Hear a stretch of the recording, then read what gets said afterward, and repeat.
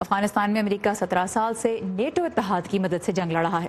امریکی صدر Trump NATO کے کڑے ناقد رہے ہیں اور اب سامنے آنے والی رپورٹ سے یہ ظاہر ہوا ہے کہ وہ امریکہ کو اس اتحاد سے علیحدہ کرنے پر بھی غور کرتے رہے ہیں۔ ثاقب الاسلام کے پاس اب ہم چلیں گے جو اس وقت کیپٹل ہل پہ موجود ہیں۔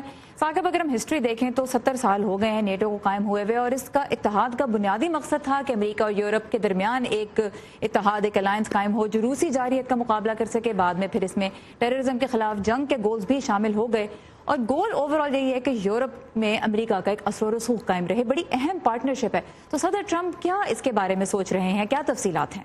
بالکل سارا، یہ تاریخی طور پر ایک نہایت اہمیت کا حامل اتحاد رہا ہے یورپ اور امریکہ کے درمیان، اور کسی بھی امریکی صدر نے اس کی اہمیت سے کبھی انکار نہیں کیا۔